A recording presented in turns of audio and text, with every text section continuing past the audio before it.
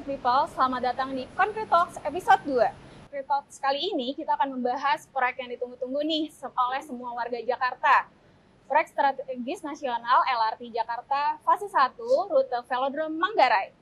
Tentunya untuk membahas proyek ini, Concrete Talks telah mengundang narasumber-narasumber dari pihak pemangku proyek strategis ini. Di samping saya telah hadir Bapak Ramdhani selaku Project Director Proyek LRT Jakarta fase 1B dari PT Jakarta Propertindo Perseroda. Halo Pak Ramdhani. Halo Mbak. Di sebelah saya juga telah hadir Bapak Aris Nizal Arafah selaku General Manager of Corporate Secretary PT LRT Jakarta. Halo Pak Aris. Apa kabar nih Bapak-Bapak? Baik Mbak, baik. Sebelumnya saya ingin mengucapkan minal aidin wal faizin. Terima kasih telah berkenan hadir dalam podcast Concrete Talks kedua kali ini. Dan saya ingin mengucapkan selamat atas perpanjangan dari proyek jalur LRT fase 1B ini ya Pak. Concrete People, selama 1 jam ke depan bersama saya Dia Saidah, Corporate Communication WSBP akan memandu dan mengajak kalian semua untuk lebih dalam mengenai proyek LRT Jakarta fase 1B ini rute Velodrome Manggarai. Tapi sebelum kita tanya-tanya ke bapak-bapak keren yang ada di sebelah saya ingin memberikan gambaran mengenai proyek LRT Jakarta rute Velodrome Manggarai ini. Jadi pada proyek ini LRT itu memiliki jalur sepanjang 5,8 km yang melayani 6 stasiun. LRT Jakarta dimiliki dan dikembangkan oleh pemerintah Provinsi DKI Jakarta. Layanan sendiri dioperasikan oleh PT LRT Jakarta dan yang merupakan anak usaha dari PT Jakarta Propertindo Perseroda, sebuah badan usaha milik daerah DKI Jakarta. LRT Jakarta fase 1B ini memiliki jalur dari Velodrome hingga Manggarai. Oh iya, Concrete People, seperti biasa nantinya kita juga akan menyaksikan langsung laporan dari rekan saya Elizabeth Destin yang sedang berada di lapangan untuk mewawancarai narasumber-narasumber keren yang hadir pada hari ini, yaitu kontraktor utama dari LRT Jakarta fase 1B ini dari Waskita Nindya LRS KSO dan manajer sales area 2 WSBP. Pertama-tama saya ingin bertanya dulu nih ke Pak Ramdhani selaku Project Director dari LRT Jakarta ini. Saya penasaran banget, sebenarnya seberapa besar sih Pak urgensi dibangunnya proyek LRT Jakarta fase 1B ini? Ya, kalau terkait urgensi pembangunan LRT 1B ini sebenarnya kita bisa ngelihat dari beberapa survei yang dilakukan oleh lembaga-lembaga ya. Salah satunya TomTom Traffic. Itu mereka di situ disebutkan bahwa Jakarta ini merupakan salah satu kota yang termacet urutan ke-30, Mbak. Termacet. Jadi selain itu juga mungkin kalau kita dengar ada isu yang lalu-lalu kita sempat dengar juga Jakarta ini kota yang penuh polusi. Nah, jadi beberapa latar belakang itu membuat urgensi kebutuhan publik transportasi massal ini semakin tinggi. Nah, jadi selain adanya kebutuhan transportasi massal yang tinggi itu juga perlu ditambah dengan kualitas infrastrukturnya yang semakin baik dari sisi kualitasnya maupun kuantitasnya. Gitu sih Mbak. Jadi dengan latar belakang tersebut urgensinya seberapa besar? Sangat besar gitu Mbak. Ya. Betul banget ya, karena kemacetan ini nggak cuma dirasain oleh saya, tapi mungkin oleh banyak orang yang ada di Jakarta ya. Karena macet di mana-mana. Jadi mungkin menggunakan transportasi umum bisa menjadi solusi untuk solusi dari kemacetan-kemacetan ini. Nah, yang kedua saya ingin bertanya lagi nih Pak ke Pak Ramdhani. Bagaimana sih Pak gambaran umum terkait proyek LRT ini, seperti kayak panjang trayek atau jumlah stasiun dan daerah apa saja yang nantinya bakalan dilewati oleh proyek LRT Jakarta fase 1B ini? Ya, kalau dari deskripsi proyek sendiri, proyek LRT 1B ini merupakan extension ya dari LRT fase 1A. Jadi dulu proyek fase 1A ini dimulai dari Pegangsaan 2 Kelapa Gading sampai Velodrome. Jadi LRT proyek 1B ini merupakan kelanjutannya yaitu dari Velodrome Manggarai. Panjang trayeknya sepanjang 6,4 km, terdiri dari 5 stasiun. Yang pertama stasiun Rawamangun, kemudian stasiun BPKP, stasiun Pasar Pramuka, stasiun Matraman, dan terakhir di stasiun Manggarai.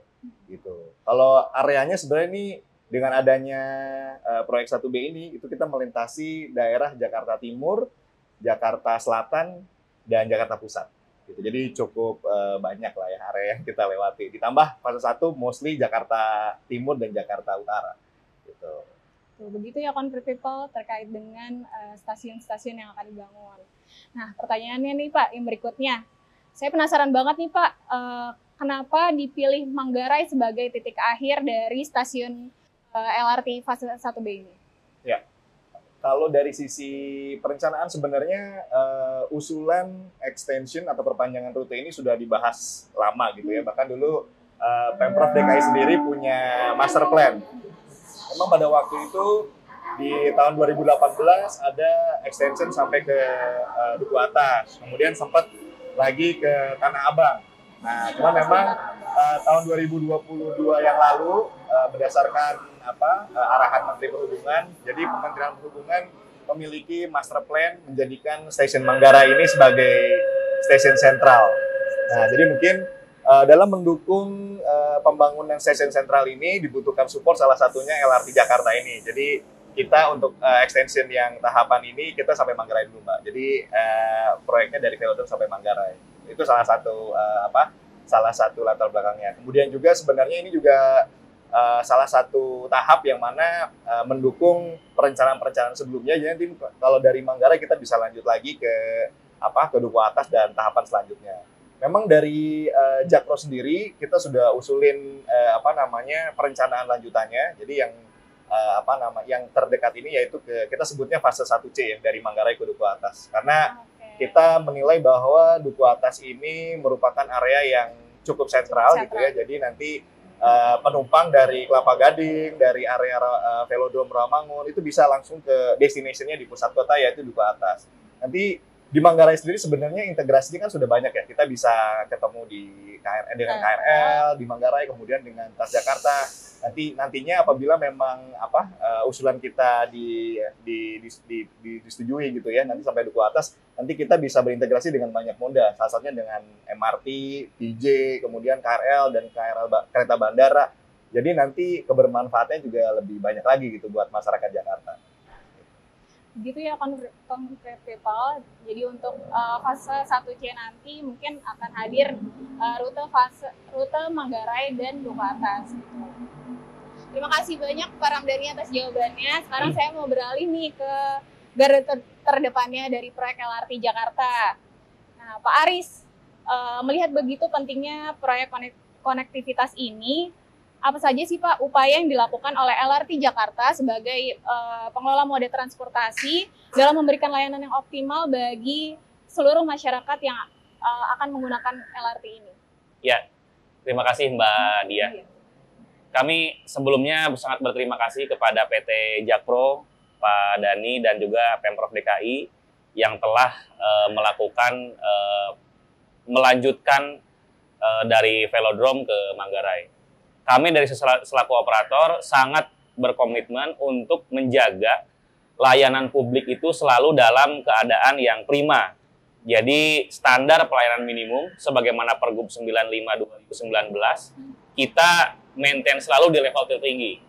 Kita memberikan inklusivitas kepada seluruh masyarakat termasuk disabilitas. Jadi kita sangat ramah terhadap seluruh warga DKI khususnya untuk bisa merasakan budaya transportasi yang modern. Jadi kita dari sisi operator menjaga level tersebut dan tentunya untuk nanti menuju ke 1B Manggarai kita sudah menyiapkan inovasi-inovasi layanan yang nanti akan dirasakan oleh masyarakat. Menarik sekali pembahasan dari Pak Aris tadi. Nah, saya ingin bertanya lagi nih Pak, bagaimana kesiapan dari LRT Jakarta menyambut fase 1B ini? Ya, oke, baik, kesiapan. Perihal kesiapan tentunya mudah-mudahan dari teman-teman Pak Dhani bisa menyelesaikan di 2026 ya Pak ya. Amin. Sehingga kita 2024 kurang lebih ada waktu 2 tahun lagi. Ada beberapa poin yang kita siapkan. Yang pertama aspek SDM. Jadi dari sekarang kita sudah melakukan persiapan untuk melakukan rekrutmen maupun diklat dan sertifikasi untuk SDM. Selain itu, kami dari sisi operator sangat concern terkait dengan interoperabilitas dan juga interface antara 1A Kelapa Gading Velodrome dan 1B Velodrome Manggarai, sehingga integrasi ini akan dirasakan secara seamless dan tidak menjadi kendala di kemudian hari. Dari sisi SDM kami sangat concern, dari sisi integrasi 1A 1B kami sangat concern, dan juga tentunya kami menyiapkan dari sisi aktivasi layanan, sehingga bagaimana Jakarta sebagai kota global itu bisa memiliki fasilitas transportasi yang handal untuk warga Jakarta. Wah, keren banget nih jawaban dari Pak Aris ini. Nah, saya ingin bertanya lagi nih Pak, peningkatan layanan apa aja yang nantinya dapat diakses oleh pengguna jika LRT Jakarta fase 1B 100% rampung? Ya, peningkatan layanan tentunya kita yang pertama namanya transportasi, itulah integrasi dengan moda lainnya. Jadi kita akan memperbanyak integrasi dengan Transjakarta, Mikrotrans, termasuk tadi di Manggarai sebagai stasiun sentral. Bagaimana integrasi transportasi dengan moda lainnya itu bisa dirasakan secara seamless oleh penumpang. Selain itu, fasilitas-fasilitas di stasiun kita dengan standar global yang ramah disabilitas, berkesetaraan untuk semua penumpang. Contoh kita di stasiun layanan untuk lost and found, kemudian layanan untuk tiketing, layanan untuk area komersial, area retail, kita akan siapkan itu semua. Sehingga pada saat nanti operasi komersial, semua aspek terkait dengan layanan sudah bisa dipenuhi. Keren banget nggak sih proyek LRT Jakarta fase 1B rute Velodrome Manggarai ini? Saya sebagai insan WSBP turut berbangga diri karena bisa menjadi bagian dari proyek pembangunan LRT ini. Nah, sebelum kita melanjutkan pembahasannya, saya ingin menyapa dulu nih rekan saya yang berada di proyek LRT Jakarta fase 1B ini. Halo Kak Destin, gimana kabarnya di proyek? Hai Kak Dia dan Concrete People, baik lagi bersama aku Elizabeth Destin di tengah jalan, di tengah kota Jakarta. Sekarang aku lagi ada di proyek LRT Jakarta fase 1B, yaitu dari rute Velodrome hingga Manggarai. Ini merupakan proyek yang ditunggu-tunggu banget loh oleh warga DKI Jakarta. Nah, LRT Jakarta ini telah beroperasi sejak tahun 2019 dengan rute Pegangsaan 2 sampai dengan Velodrome. LRT sendiri dimiliki oleh pemerintah Provinsi DKI Jakarta dan dikelola oleh PT LRT Jakarta yang merupakan anak usaha dari PT Jakarta Propertindo Perseroda atau Jakpro yang merupakan salah satu badan usaha milik daerah DKI Jakarta. PT Waskita Beton Precast Tbk sendiri menyuplai produk precast dan ready mix untuk pembangunan LRT Jakarta fase 1B ini. Nanti kita akan bergabung bersama Pak Hapsak selaku Project Manager dari Waskita Nindya LRS KSO dan juga Bapak Danu selaku Sales Area 2 Manager WSBP. Sekarang kita kembalikan ke dia. Terima kasih Kak Destin. Nah, Concrete People, itu tadi kita udah menyaksikan Kak Destin sedang bersiap-siap di proyek untuk meninjau langsung lokasi proyeknya. Saat ini Destin juga akan mengajak Concrete People untuk keliling-keliling dan berbicara bersama narasumber-narasumber keren lainnya dari kontraktor utama proyek LRT Jakarta fase 1B ini. Nah, Concrete People, kita rehat sejenak dulu ya dari pembahasan proyek-proyek LRT Jakarta fase 1B ini. Nah, sekarang di tangan saya ada hadiah menarik untuk Concrete People yang sebelumnya belum memenangkan kuis di Concrete Talks episode 1. Nah, 3 Concrete People bisa mendapatkan souvenir menggemaskan ini jika bisa menjawab pertanyaan dengan cepat dan benar di kolom komentar saat live sedang berlangsung ya, Concrete People. Jadi ikutin terus Concrete Talks sampai akhir ya, Concrete People.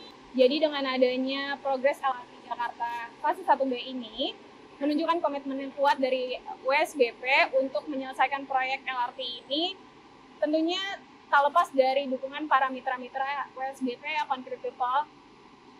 Nah, sekarang kita mau menilik informasi lebih jauh nih dari bapak-bapak yang ada di sebelah saya. Pak Aris, Kalau dari sisi operasional nih Pak, saya ingin bertanya bagaimana sih tahapan operasional seperti free trial ataupun tahapan lainnya? Iya. Oke, makasih Mbak Dia. Kami PT LRT sangat berkomitmen penuh terhadap aspek safety ya tentunya. Sehingga ketika kita melakukan sebelum kepada operasi komersial, open for public, kita benar-benar make sure bahwa layanan sarana dan prasarana telah siap operasi. Bagaimana langkah-langkahnya? Yang pertama tentunya ada dari teman-teman project testing commissioning. Kemudian setelah itu ada pengujian baik itu dinamis maupun statis. Setelah itu tentunya kita setelah melakukan pengetesan, kita ajukan sertifikasi kepada regulator untuk mendapatkan izin operasi. Setelah itu barulah kita open for public. Namun tentunya kita juga menyiapkan program-program pemasaran. Jadi sebelum pra-operasi, nanti kita rencananya akan menyiapkan program-program pemasaran agar awareness masyarakat terkait dengan pembangunan Velodrome Manggarai cukup ramai. Itu yang rencananya kami akan siapkan. Oke, berarti nanti kalau untuk free trial sendiri Pak? Ya, free trial tentunya untuk publik kita akan siapkan juga setelah semuanya firm, setelah lolos uji, baru kita akan free trial untuk masyarakat. Cuman untuk durasi waktunya, apakah 1 bulan, 3 bulan, itu yang nanti akan kita diskusikan kepada regulator. Jadi nanti bakalan ada free trial nih rencananya, Concrete People. Nah Pak Aris, saya ingin bertanya lagi nih, berapa besar target peningkatan penumpang harian setelah adanya fase 1B ini? Ya, memang untuk ridership ini indikator terpenting di dalam transport. Kita punya beberapa proyeksi. Proyeksi moderat kita ada di 80.000 penumpang per hari. 80.000 penumpang per hari, di mana nanti tentunya akan disupport oleh moda transportasi lain. Seperti halnya Transjakarta, ada koridor 4, Pulau Gadung, Duku Atas. Nanti kita juga akan integrasi dengan beberapa moda transport. Termasuk juga transportasi online, ojek online atau enggak mobil online. Kita akan bikin beberapa pool atau feeder-feeder yang bisa terintegrasi sehingga ridership ini akan tumbuh. Dan yang paling penting selain ridership adalah budaya bertransportasi masyarakat. Dari yang semula menggunakan kendaraan pribadi, shifting kepada kendaraan umum. Itu yang kita kejar adalah budaya transportasi publiknya. Betul banget sih, setuju dengan fasilitasnya semakin diperbanyak, jadi masyarakat tuh bisa beralih nih dari LRT, bisa beralih langsung ke Transjakarta dan sebagainya. Oh iya, Pak Aris, saya ingin bertanya lagi, apakah akan ada perubahan selang waktu antar kereta setelah perpanjangan trayek ini? Existing kita sekarang 10 menit. Existing kita sekarang 10 menit dengan travel time kurang lebih 13 menit. Kelapa Gading sampai dengan Velodrome. Estimasi sampai Manggarai itu ada di 27 menit. Satu trip. Nah, itu yang nanti kita akan evaluasi apakah peak hours di pagi hari headway-nya akan ditingkatkan, dipersempit menjadi 5 menit. Kemudian di normal hours, headway-nya dikembalikan kepada 10 menit. Kita nanti akan coba lihat sesuai dengan tren dari ridership itu. Kapan target penyelesaian LRT Jakarta fase 1B ini sih Pak? Kira-kira bisa digunakan oleh masyarakat umum? Ya, kalau dari target Jakpro sendiri, kita menargetkan untuk dapat selesai di Agustus 2026. Jadi memang kita ada beberapa milestone ya sebelum 2026 itu yang tadi Pak Aris bilang kita kayak ada internal test home, baru kemudian nanti kita bersama operator itu ada beberapa tes tadi yang Pak Aris sebutkan juga kayak tes statis, dinamis. Namun kita di 2024 ini kita punya satu milestone. Jadi kita di September 2024 ini kita menargetkan adanya test track sepanjang 1 km sampai stasiun Romangun. Jadi kira-kira akan selesai di Agustus 2026 ya Pak? Ya, jadi nanti secara total prasarana penanggalan pusat ini akan selesai di Agustus 2026. ya Concrete People untuk penambahan fase LRT 1B ini. Nah, Pak Ramdhani, saya ingin bertanya lagi nih, untuk proyek LRT Jakarta fase 1B ini, apakah akan terdapat penambahan prasarana seperti jumlah kereta atau tenan? Ya, jadi untuk pembangunan LRT 1B ini kan kalau untuk penambangan stasiun pasti ya, karena kita kan nambah 5 stasiun. Nah, memang ada terdapat perbedaan dibandingkan stasiun yang existing ini. Jadi salah satu perbedaannya adalah kita penempatan lantai konkorsnya ini atau lantai area sirkulasi penumpang ada, kalau di existing kita ada di lantai 1 ya, di kan lantai bawah itu yang jalan itu kita sebutnya lantai dasar, kemudian lantai 1 itu tempat area konkors dan platformnya. Sedangkan untuk proyek LRT 1B proyek LRT 1B ini platformnya ada di lantai 2. Nah, kenapa kita buat kayak gini? Ini ternyata berdasarkan analisa yang telah kita buat itu sirkulasi penumpangnya yang pertama memang lebih baik, kemudian yang kedua area konkors yang di lantai 1 itu kita bisa kita bisa buat optimalisasi station lah. Jadi mungkin area non car box-nya jadi lebih banyak. Kemudian juga ada beberapa kegiatan-kegiatan yang bisa digunakan operator dalam rangka aktivasi si station itu. Nah, tadi sedangkan untuk yang beberapa infrastruktur standar kayak toilet, kemudian ruangan laktasi, kemudian beberapa ruangan-ruangan keamanan itu sebenarnya udah ada, karena kita juga mengacu ke SPM ya, di standar pelayanan minimum. Itu juga dalam pembuatan stasiun ini kita juga mengacu ke situ, Mbak. Saya penasaran banget nih Pak, untuk jumlah kereta di LRT ini ada berapa ya Pak? Saat ini kita punya 8 kita sebutnya 8 transit ya. Kita sebutnya 8 transit. Ya, jadi dalam saat ini yang operasi yang dideploy gitu fleetnya ada 4, jadi 2 cadangan, 2 maintenance gitu ya. Nanti untuk 1B sendiri kita belum ada penambahan rolling stock atau penambahan kereta, jadi kita masih mengoptimalisasi jumlah transit yang ada yang kita punya di fase existing. Nah Pak, bagaimana sih Pak tahapan praoperasional dari LRT sendiri yang akan dilakukan? Seperti misalnya tes and commissioning, trial run, dan lain-lain. Ya, kita ceritanya dari tahapan pembangunan ya. Jadi memang pada saat ini kan kita baru 7 bulan ya proyek ini berlangsung. Jadi pada saat ini kita masih dalam tahapan proses pembangunan substructure ya. Jadi fondasi, parket, pier head, kemudian nanti kemarin aja baru kita angkat girder, kemudian dari girder itu ada penempatan track atau relnya gitu ya. Nanti dari situ paralel dengan pembangunan itu kita juga ada pembangunan stasiun juga. Nah, memang Teskom ini related dengan aspek railway systemnya Mbak. Jadi ada beberapa aspek railway system yang kita bangun di sini seperti signaling, kemudian power dan telecommunication, PSD. Nanti paralel dengan nanti kalau stasiun udah jadi, baru kita bisa install si aspek-aspek railway system itu.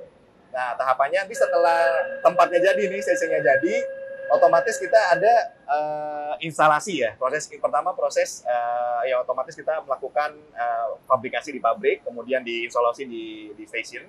Nanti kemudian dari masing aspek-aspek ini sebelum kita lakukan kita sebut tes berbarengan, kita ada individual tes. Jadi nanti power di tes sendiri, signaling di tes sendiri, kemudian juga AFC ticketing di tes sendiri, PSD di tes sendiri. Setelah semuanya lulus tes atau aman ya, karena ini juga related dengan safety, baru kita lakukan, kita sebutnya overall integration test. Jadi semua aspek-aspek railway system tadi kita tes berbarengan. Nah, nanti setelah beberapa tes itu selesai dilakukan, jadi misalnya antara signaling dan power PSD gitu ya, PSD dan telekom dan lain sebagainya gitu ya. Sudah selesai itu, baru kita masuk ke kita sebutnya aspek prasarananya udah selesai nih. Baru kita datengin rolling stock atau kereta untuk dites dengan infrastruktur railway system yang kita bangun tadi. Nah, nanti tesnya ada tes statis, jadi kereta pada saat diam gitu ya. Nanti kita ngeliat ketika kereta datang, kira-kira pintu buka atau enggak. Oh, oke, berarti aspek PSD udah oke. Dan kita jalan lagi, oke, aspek signaling udah oke gitu loh. Nanti kalau tes statis udah lulus semua, udah aman, kita pastikan aman, baru kita tes dinamis. Jadi tes dinamis ini nanti otomatis nanti kan semua aspek railway system tadi dari PSD, signaling, power itu udah komplit semua, baru kita lakukan tes dinamis, tes gerak bisa ya, maju, mundur tes gitu ya, pelan-pelan dulu tapi maju, mundur, tes, semua aspeknya selesai, baru kita testing commissioning secara keseluruhan gitu. Nanti kita sebutnya itu rangkaian Tescom ya. Nanti ketika Tescom selesai baru ada trial run yang sendiri internal. Nanti kalau misalnya emang trial run udah selesai, baru tadi seperti Pak Aris bilang, kita mungkin ada yang namanya uji publik gitu ya. Kita bisa ngundang masyarakat untuk tes. Dan kita sebelum itu kita bisa lakukan, memang kita aspek safety dulu ya yang paling penting, di mana kita pastikan semua nyaman, baru bisa involve masyarakat untuk mencoba lah. Gitu. Itu mungkin Mbak rangkaian tes mulai dari pembangunan sampai ke tahapan Tescom dan trial run di proyek LRT 1B. Itu ya Concrete People. Jadi dilakukan tes mandiri dulu nih, dipastikan semuanya uji layak, kemudian baru overall di testing, kemudian baru tahapannya adalah trial run ya Pak? Ya. Oke, seperti yang saya janjikan tadi, tim Concrete Talks akan memilih 3 Concrete People dengan jawaban tercepat dan benar di kolom komentar YouTube @WSBP. Jadi, saya ingin memberikan pertanyaan nih untuk Concrete People. Produk apa saja yang disuplai oleh WSBP untuk proyek LRT Jakarta fase 1B rute Velodrome Manggarai? Sekali lagi, pertanyaannya, produk apa saja yang digunakan dan disuplai oleh WSBP untuk proyek LRT Jakarta fase 1B Velodrome Manggarai? People, aku tunggu jawabannya ya di kolom komentar YouTube WSBP. Sekarang, saya ingin mengajak Concrete People untuk keliling ke proyek LRT Jakarta fase 1B ini. Untuk lebih jelasnya, kita terhubung dengan Kak Destin yang saat ini sedang berada di proyek tersebut. Halo Destin, boleh laporan langsung mengenai update proyek LRT Jakarta fase 1B ini? Hai Kak Dia, sekarang kita udah bersama narasumber kita. Yang pertama ada Pak Hapsak selaku Project Manager LRT Jakarta fase 1B Velodrome Manggarai, dan juga Bapak Kusuma Wardanu selaku Sales Area 2 Manager WSBP. Apa kabar Pak? Alhamdulillah baik Mbak. Pak Danu, kabar baik? Baik. Oke. Kita mulai aja ya Bapak-Bapak untuk pertanyaannya. Pak Hapsak, aku mau dari Bapak dulu nih. Kalau untuk sampai sekarang nih Pak, kan ini LRT-nya udah jalan beberapa lama ya. Sekarang tuh progresnya udah sampai berapa sih Pak? Berapa persen? Makasih Mbak pertanyaannya. Jadi saya jelaskan. Jadi proyek LRT Jakarta 1B ini kita kontrak dari Agustus. Kemudian jenis kontrak kita desain and build. Jadi sekarang kita sudah sampai progres hampir 10%. Nah, tentunya karena desain and build prosesnya sangat panjang. Dari awal kita preliminary design, kemudian kita ada alignment design, ada soil test, ada sosialisasi dengan multi stakeholder. Di sini ada banyak dinas yang terkait, juga tentunya masyarakat. Dan sepanjang 6 kilo ini, lahan kita ini berada di dalam jalur busway atau PRT. Jadi kita bisa lihat sendiri seperti apa hektiknya proyek ini di tengah lalu lintas Jakarta yang padat. Nah, kemudian tentunya skop kita dalam kontrak kita komplit ya, dari desain sampai nanti selesai serah terima. Jadi ada desain, kemudian struktur bawah, kita sudah mengerjakan fondasi itu kurang lebih di 1,5 kilo, fondasi borpel, kemudian struktur atasnya, kemudian ini kita lihat di sini sudah ada erection PCU header. Baru kemarin itu ya Pak? Ya, memang dalam hal ini kita disupport oleh WSBP sebagai sister company dari holdingnya Waskita. Jadi alhamdulillah saat ini proses sudah memasuki struktur atas di dalam pembangunannya. Dan erection gate ini menjadi salah satu milestone penting karena menandakan bahwa struktur elevated kita ini sudah jadi yang menandakan bahwa fase berikutnya adalah pekerjaan track walk, ada rel, kemudian ada third rail, itu bisa segera dimulai. Itu aja sih. Kalau itu kira-kira targetnya kapan tuh Pak? Nah, pelaksanaannya? Untuk target sendiri kami dalam kontrak memang ada, kontrak kita adalah secara durasi ya sekitar 36 bulan atau 3 tahun. Nah, tapi dalam 36 bulan sendiri itu kita ada 1 tahun yang harus selesai. Jadi dari stasiun Velodrome menuju ke stasiun Rawamangun, stasiun pertama itu sepanjang 1,4 kilo, itu harus selesai dalam 1 tahun. Jadi di September 2024 ini harus selesai dan akan diresmikan oleh Presiden Jokowi. Oke. Jadi memang targetnya sangat berat ini, Mbak. Jadi 3 tahunnya kesannya lama, tapi dalam itu 1 tahun kami harus selesai di 1 kilometer dan 1 stasiun. Luar biasa. Oke, semoga tercapai ya Pak targetnya. Insya Allah. Oke, sekarang kita ke Pak Danu nih. Pak, kan OSBP punya kontribusi yang gede nih untuk proyek ini dengan menyuplai produk-produk mereka sama ready mix-nya. Apa aja sih Pak produk yang disuplai nih sama kita? Baik, terima kasih Mbak Desti. Sama Pak. Kebetulan di proyek LRT Velodrome ini, OSBP berkontribusi untuk supply precast sama ready mix. Di bawah Menkonnya Waskita Karya, India Karya, LRS, dan LRS. Kebetulan saat ini kita sedang fokus di PCU produksinya. Nanti ke depannya kita ada supply juga PCI dan ready mix. Dan saat ini ready mix kita itu sedang membangun di daerah Pegangsaan, Kelapa Gading, Batching plan baru. Yang itu notabene nanti akan mensuplai di proyek LRT ini.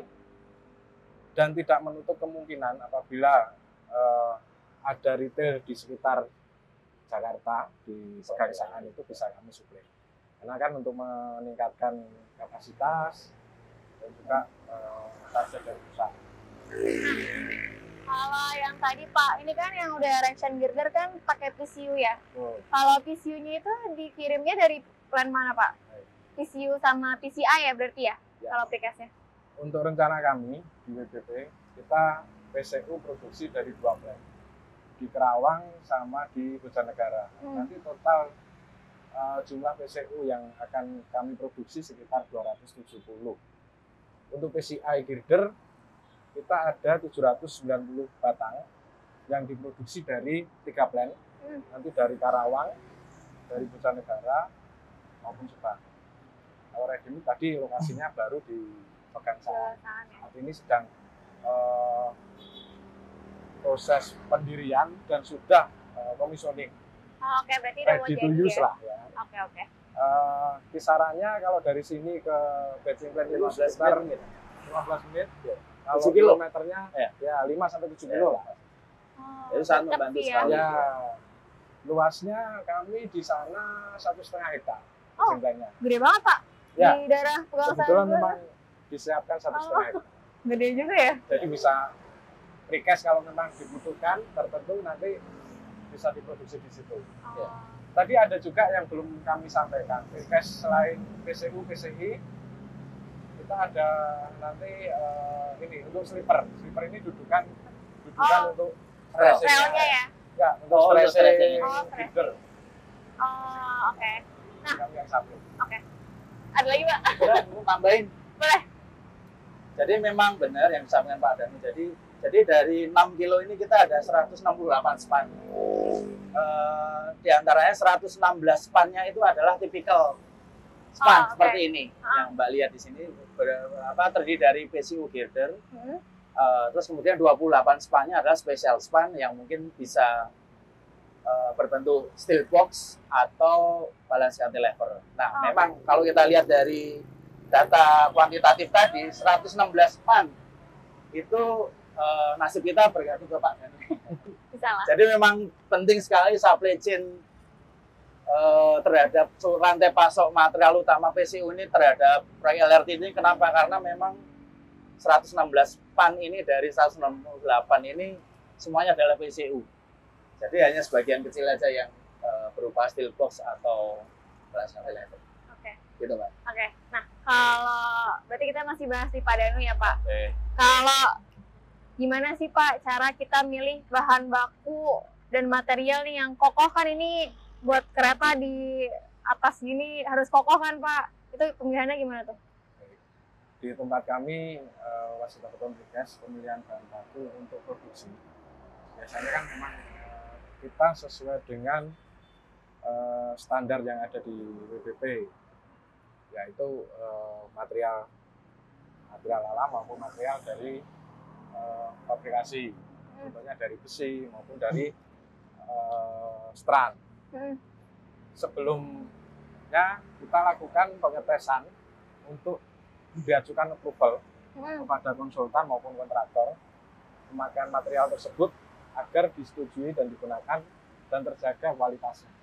Untuk menjaga kualitasnya, biasanya kita saat penerimaan itu ada dilakukan pengecekan material oleh QC di plant tiap hari. Untuk periodiknya kita lakukan pengetesan 1 bulan sekali internal. Itu dilakukan di dalam plant semua material yang ada di plant. Dan 6 bulan periodik kita lakukan tes eksternal. Eksternal itu bisa ke suku Indo atau lain sebagainya untuk memastikan bahwa material yang kita tes secara internal tadi bisa dipertanggungjawabkan secara eksternal juga. Berarti pengecekannya di plant pas dikirim sama pas udah sampai gitu ya Pak? Betul. Kalau material saat pengiriman itu juga dilakukan pengecekan. Jadi material PCU maupun PCI nanti sebelum dikirim kita lakukan pengecekan bersama dengan konsultan maupun dengan kontraktor di sana, di plant ya. Semua produknya tidak ada reject, baru kita lakukan pengiriman. Dan di sini pun dicek lagi untuk memastikan bahwa pasca pengiriman ini tidak ada kerusakan. Gitu Mbak. Sip. Makasih Pak jawabannya. Kita balik lagi ke Pak Hapsak. Pak, tadi kan di-mention kalau nanti Pak Jokowi mau ngelihat satu ini dulu ya. Peresmian satu stasiunnya dulu ya. Dan keretanya jalan, fungsi sampai satu stasiun itu kan. Nah, gimana sih Pak komitmennya nih? Upaya apa aja sama komitmennya tuh kayak gimana Pak supaya ini semuanya terlaksana sesuai sama target gitu. Jadi komitmen kami di sini Wasita Nindya LRS tentunya dari manajemen sendiri sangat mendukung dengan kemampuan finansial. Memang proyek ini dari awal berat. Karena apa? Jaminannya sendiri tidak ada yang surety bond atau asuransi. Semua jaminannya adalah bank guarantee. Artinya di sini kita membutuhkan resource yang besar untuk melaksanakan proyek ini. Dan itu semua sudah kita lalui. Artinya manajemen baik leader maupun member semua komit terhadap pencapaian target ini. Kemudian dari sisi proyek sendiri tentunya komitmen dari proyek tetap kita lakukan. Terbukti dari awal dari desain sampai sekarang kita sudah bekerja dengan baik. Kemudian semua teknologi juga kita terapkan. Kemudian sumber daya manusia kita juga plotting. Kemudian kalau Mbak bisa lihat nih, alat ini sudah menurut saya lebih dari cukup karena untuk mengejar target 1 kilo ini memang kategorinya adalah crash program. Karena dibilang crash program karena antara item satu dengan yang lain ini tidak ada lag, tidak ada jeda atau floating, semuanya crashing. Jadi tidak ada jeda yang harus ditunggu, makanya ini kita sebut crash program. Dan memang kalau bicara jam kerja ya kita 24 jam. Karena pengecoran sendiri bisa berlangsung sampai hari berikutnya tanpa henti. Jadi itu bentuk komitmen dan dukungan kami terhadap proyek ini karena kami menganggap kontrak itu sebagai tanggung jawab, baik tanggung jawab moral maupun tanggung jawab terhadap perusahaan. Itu kira-kira Mbak. Oke Pak, aku lanjut ke kan kalau di setiap proyek nih Pak, pasti kan pembangunannya punya inovasi sendiri. Nah, kalau di LRT Jakarta Fase 1B ini, inovasinya apa aja Pak yang dilakukan? Ya, karena saya jelasin di awal tadi, ini proyek desain and build, tentunya inovasi dimulai dari proses desain. Itu kita sudah melakukan inovasi. Kenapa? Karena pentingnya inovasi di desain itu menjadi critical success factor untuk kita melaksanakan di lapangan. Jadi kalau kita desainnya sulit atau kita mendesainnya mempersulit diri kita sendiri ya pastinya waktunya akan lama kan. Nah, dari situ sudah kelihatan. Terus kemudian penggunaan metode itu juga kita akan menggunakan metode yang seoptimal mungkin. Contohnya di stasiun itu kita menggunakan metode portal. Kenapa? Karena kita lalui dari proses risk based thinking, kita kaji secara risiko mana metode yang paling tepat Karena kita tahu kan, ini lalu lintasnya padat, ini di tengah kota, jadi kita tidak boleh kita tetap jalan konstruksi, tidak boleh mengganggu lalu lintas. Nah, kemudian nanti juga ada struktur yang sangat kompleks. Nanti kita akan melewati jalan tol Wiyoto Wiono. Melalui Ya, itu Pak di atasnya. melalui itu, jadi kita menggunakan teknologi balance cantilever sehingga tidak mengganggu jalan tol yang aktif. Jadi itu mungkin beberapa sampel inovasi dan improvement yang sudah kami lakukan di LRT ini. Oke, keren banget Pak, sampai Keren ya? Ya saya juga nggak sabar nih untuk segera ini Oke, selesai. aku mau kembali ke modern nih Pak. Baik. Kan kemarin habis ada erection girder ya Pak. Nah, Oh ya. erection girder ini kan nggak cuma sekali pastinya kan, pasti kan nanti bakal ada lagi nih Pak erection girder lainnya. Nah, nanti ke depannya erection girdernya di sebelah mana Pak? Kita ke arah mana nih pembangunannya? Baik. Untuk ngejar yang Satu kilo. 1 kilo. Iya. Ya. Untuk 1 kilo ini kan sebenarnya kalau schedule erection kita mengikuti dari kesiapan proyek ya. Schedule proyek arahnya nanti ke arah Sana ya, ke arah velodrome ya? Velodrome sama Rawamangun. Oh, oke. Jadi ini ada 2 zona ini kan memang berjalan bersamaan. 1 kilonya mungkin lebih banyaknya nanti ke sana. Oh, oke. Berarti Kalau nanti dibangunnya dari sana Betul. sampai ke sana gitu ya? Ya. Oke. Jadi 2 zona ini berjalan bersamaan. Kalau metode stressing biasanya kan memang kita memastikan semua lahan sudah ada dan siap. Mengecek kesiapan lahan, mengecek kesiapan girder sebelum dikirim, mengecek kesehatan alat angkat dan angkut pada saat mengirim. Lalu kita lakukan proses stressing. Setelah stressing kita grouting, kita cek chambernya sudah masuk apa belum. Proses erection akan dilakukan oleh pihak kontraktor. Oh, Jadi memang yang proses erection ini memang salah satu kategori pekerjaan beresiko tinggi. Karena kita tahu sendiri alatnya segede ini crane 275 ton. Kemudian komoditi yang kita angkat adalah PCU. Satu PCU itu beratnya sekitar 140 ton.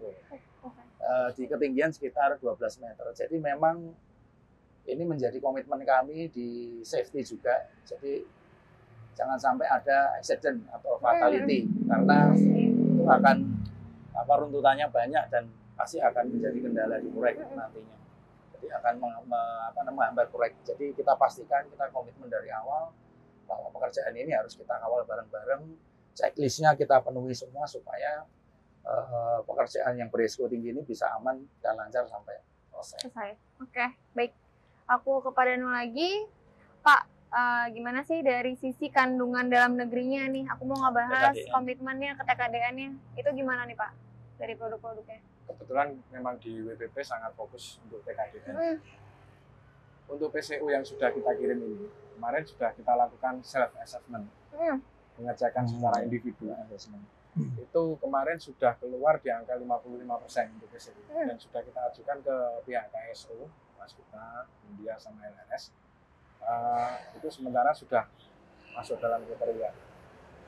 Dan self assessment ini kita sudah juga mengajunya terhadap Kemenperin cara perhitungannya. Untuk PCI yang sudah akan kita produksi nanti, kebetulan TKDN-nya sudah keluar untuk PCI. Itu dari sertifikat dari Kemenperin, Pak. Itu prosentasenya di antara 56 sampai 58% untuk PCI gitu. Jadi memang kita fokus untuk menggunakan produk dalam negeri, Support program pemerintah ya. program pemerintah. Jadi untuk TKDN ini tergantung produk apa yang akan kita produksi, Mbak. Bisa sampai 70%, 80% itu kayak kemarin yang di proyek lain itu spoonpel sampai di angka 70 sampai 80%. Oh, oke, berarti tergantung sama produk apa aja yang mau dipakai gitu ya. Bahkan kalau ready mix itu ya bisa 95%. Karena kan kandungannya material yang alam. alam. Ya. Oke. Karena pengaruh yang besar ini biasanya memang material bahan baku yang difabrikasi, seperti besi strand. Ya. Oke, paham. Oke, pertanyaan terakhir buat Bapak-Bapak. Harapannya apa sih Pak dengan adanya LRT Jakarta ini? Terus untuk masyarakat, untuk nanti pengguna-penggunanya gitu Pak. Ya, jadi di DKI ini kan kita tahu sudah ada beberapa moda transportasi ya. Salah satunya mungkin LRT Jabodebek ada, terus kemudian LRT Jakarta ini yang pemiliknya Jakpro dari Pegangsaan sampai Velodrome dan akan diteruskan 6 kilo lagi sampai ke Manggarai. Jadi ini memang salah satu layanan publik yang penting ya, karena memang ini salah satu mass transportation yang kita tahu pendudukan Jakarta itu berapa juta, sangat membutuhkan fasilitas ini. Dan ini kan nanti juga akan ke depan akan dihubungkan dengan moda yang lain. Jadi nanti future plan-nya itu akan ada yang ke Halim juga. Jadi nanti akan menjadi Integrated feeder, gitu ya? Integrated, menjadi feeder buat kereta cepat dan bandara. Jadi ini sangat, saya yakin sangat membantu Jakarta dalam mengatasi kemacetan lalu lintas maupun kepadatan penduduk. Oke. Menurut Pak Danu, harapannya apa? Harapannya hampir sama sih, Mbak. Kalau memang sudah ada transportasi umum seperti LRT ini, bisa menjadi opsi pilihan masyarakat yang lain untuk bisa menggunakan transportasi umum yang terkoneksi. Apalagi ke depannya kan nanti ada rencana terkoneksi dengan Duku Atas ya Pak. Dengan Duku Atas itu kurang lebih 2 kilo, dan di Duku Atas bisa ada pilihan sampai dengan Duku Atas itu bisa pilih ke MRT, menggunakan MRT, langsung koneksi dengan transportasi busway, Integrasi KRL. moda. itu kurang lebih hampir sama. Oke. Mengurangi kemacetan Oke. di Jakarta. Baiklah. Aku berterima kasih banget ke Bapak-bapak atas ilmunya, atas informasi-informasi yang berguna juga nih buat masyarakat nanti pendengarnya. Oke, Concrete People, mungkin sampai situ aja Kak Dia penjelasan dari Pak Hapsak dan Pak Danu. Sekarang kembali lagi ke Mbak Dia. Terima kasih. Dadah Pak. Dadah. Terima kasih. Terima kasih Kak Destin. Nah, Concrete People, terakhir nih saya ingin bertanya ke Bapak-Bapak. Bagaimana harapan Bapak-Bapak dengan adanya proyek LRT Jakarta fase 1B ini? Mungkin bisa dimulai dari Pak Aris. Oh ya, oke. Terima kasih. Tentunya kami dari PT LRT Jakarta memiliki harapan yang tinggi untuk pembangunan 1B dari Velodrome menuju Manggarai. Semoga proyek ini dapat terselesaikan dengan aman dan lancar, tidak ada accident, dan juga memiliki kualitas yang tidak kalah baik dibandingkan dengan LRT 1A gitu ya. Dan tentunya juga memiliki manfaat yang luas untuk masyarakat dan juga untuk kota Jakarta. Amin. Doa-doa baik harus diaminkan. Ya. Pak. Berikutnya untuk Pak Ramdhani, harapan ke depannya. Ya, jadi yang pertama harapan saya juga sama kayak Pak Aris ya. Jadi kita sebagai yang terlibat di proyek LRT 1B ini berharap agar proyek LRT 1B bisa berjalan dan selesai sesuai target ya di Agustus 2026 nanti, dan tentu dilaksanakan dengan aman ya. Jadi zero accident. Kemudian harapan lainnya saya juga berharap dengan adanya LRT fase 1B ini ya, yang pasti penumpang LRT Jakarta semakin banyak ya. Dan juga nanti kebermanfaatannya juga semakin meningkat ya untuk masyarakat Jakarta. Amin. Semoga harapan-harapan itu bisa terwujud ya nantinya, Concrete People. Nah, terakhir untuk kedua kalinya nih Pak, saya mau minta satu kata atau satu frase mungkin dari Bapak-Bapak mengenai LRT Jakarta. Bisa dimulai dari Pak Ramdhani dulu mungkin. Saya satu kata lanjut. Lanjut.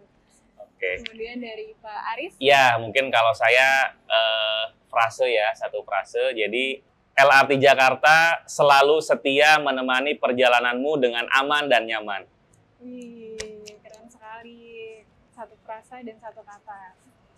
Wah, perbincangan kita hari ini menarik sekali nih bersama narasumber di sebelah saya. Nah, Concrete People, usai sudah Concrete Talks episode 2 hari ini, pasti banyak insight baru kan Concrete People yang didapatkan dari penuturan Bapak-Bapak narasumber. Proyek LRT Jakarta fase 1B Velodrome Manggarai ini telah ditunggu oleh masyarakat pengguna. Tentunya dengan adanya komitmen dari seluruh pihak yang berkontribusi, dalam penyelesaian proyek ini menjadi hal yang baik agar LRT Jakarta ini dapat digunakan secara penuh. Akhir kata, saya ingin menyampaikan terima kasih banyak kepada Pak Ramdhani, Pak Aris, dan Pak Hapsak yang berada di proyek, serta Pak Danu atas insight-nya. Concrete People, jangan lupa saksikan Concrete Talks episode 2 yang tentunya akan mengangkat topik menarik lainnya dengan narasumber yang ahli di bidangnya. Sampai jumpa dan terima kasih.